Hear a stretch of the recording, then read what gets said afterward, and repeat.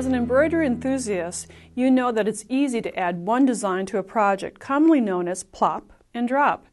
Yet when combining multiple embroideries for a continuous design, the placement requires a few more steps. If you're using an embroidery machine with a maximum hoop size of 5 by 7, I'd like to share with you my tips for continuous embroidery. This table runner has many embroideries, each end having 7 different designs. 1, 2, 3, 4, and then 5, 6, 7. Down the center, we have about 8 designs continuously put together, and then another 7 at the other end. They can be placed one by one on the project if you have a midline embroidery machine, which I'm going to share with you right now. Rather than working with a larger table runner, we're going to work with a smaller one, a pre-hem-stitched blank table runner in white, or I'm going to work with the ivory. And the first marking that I like to do is with the air erasable pen, mark the center and then the crosswise. And I've decided to use, place my design 3.5 inches above the edge of the fabric. Now I'm working with the classy floral crewel work design. You can certainly choose any combination of designs that you'd like. This is the classy floral crewel work. Regardless of the design that you're working with, the technique is the same. I'm going to place stabilizer wider than the placemat, considering that you are going to be adding embroideries all across the area. If you're just going to add one embroidery, then you'd use the traditional technique. And the traditional technique is to cut the stabilizer, the size a little bit larger than your hoop, hoop the fabric, sink that smaller inner hoop in the outer hoop, and depress the fabric so it's nice and taut. An option, rather than using the traditional hoop, is to use a magnetic hoop. And it's a snap hoop, designed by our friends at Designs and Machine Embroidery. Eileen Roche designed this 2-part hoop with magnets and then the metal section. And it can be purchased to fit your machine. Now the reason for using this is that you don't have to sink the fabric into the hoop. As you progress with your embroideries, you can simply move the hoop along. And if you needed embroidery at the very end, the reason I have the extended stabilizer is that in this position, the hoop would then be grasping the fabric and the stabilizer to make a nice area for embroidery. It's a great technique. I'm just going to be embroidering 3 placements, but regardless if you're doing 3 or 7 or 10, the technique is still applicable. So I have this large stabilizer, the marked fabric, and I'm going to place the top of my embroidery hoop, centering it, matching up the zeros at the horizontal and vertical lines. And after you get the top somewhat aligned, then the lower portion is placed underneath the hoop, and the metal and the magnets snap together, hence the name. Now at this point, take a little time to align the bottom and the top areas, and we're going to move them. And if the markings on the fabric are not aligned with the markings on the hoop, just do a little adjustment, raise the hoop and do a little shift so that you can get them aligned as much as possible. Now my classy floral crewel work embroideries are now in my computer. I've used Edit and Stitch as an editing program, would select the embroideries that I need, and the first one that I'm going to select is the center motif. You can see on the screen I have that center motif, and then print out that design on translucent foundation paper. Here's that paper. It's sometimes used for foundation piecing and quilting, but we like to use it for printing out the design. The reason, if you're later going to be moving or switching the fabric, the design, mirror imaging it, you can see through both designs. Now this is symmetrical, but let's look at this swirl. One way you can see through it and so can the other. So we can position our designs. First we're going to position the center motif. I've trimmed the extra paper away and aligning the grid mark the hash marks right with the pink marks, which are lined with the marks on the snap hoop.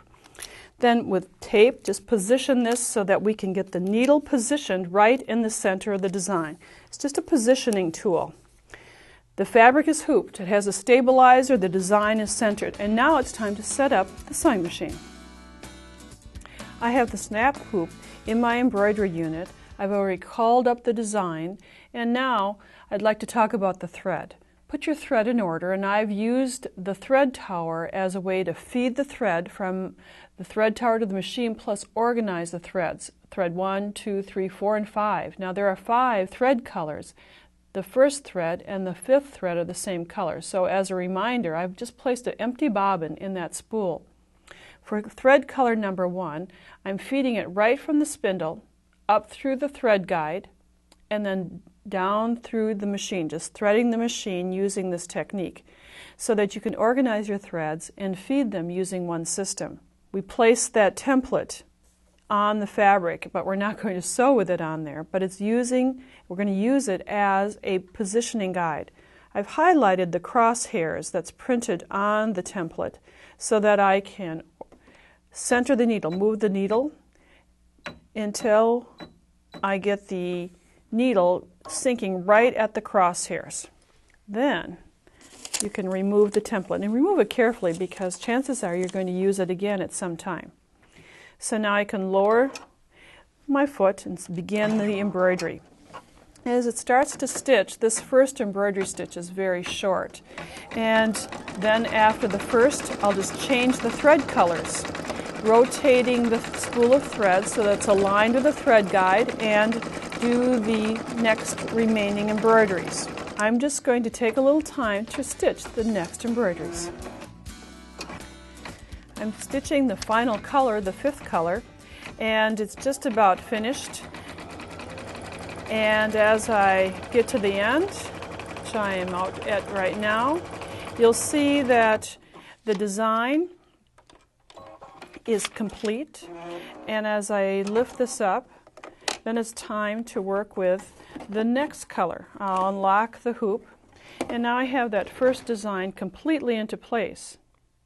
Now comes the tricky part. This is the plop and drop design. Now if you want to do continuous, we have the markings and we have the template, and we're ready to do the positioning using the same techniques of working with a template that has been printed on the translucent paper. Decide how you'd like the template to be. I'm going to have it go kind of like this, but you'll notice that it's running out of space in the embroidery hoop. So to advance this, I'm simply going to take off the top hoop, remove the hoop from the fabric, and advance it. And you can sometimes keep the hoop right in the machine, and then advance the fabric so that I have more area to embroider. Then with the top hoop, it fits right underneath the foot area. I'm going to align it again with the edges of the, line up the 0. Now this may take some time to get everything just aligned so that I have it just about 1/8 of an inch from the 0 at one end, and now I'm going to scoot it so that it's 1/8 of an inch from the line at the other end, and I have it adjusted so that it's linear. Then I'll place my template, however you'd like to place it, on the fabric. Now you may take a little bit more time to get it positioned than I'm doing right now, but as you might guess, you position down the template using tape. The cross marks are in this area, and I need to change designs. So I'm going to return to my machine, and I'm going to remove the design, and then I'm going to pull up the remaining design. I have several on my memory stick, and I'll find the swirl, and then I'll set this, and now it's time to do the positioning.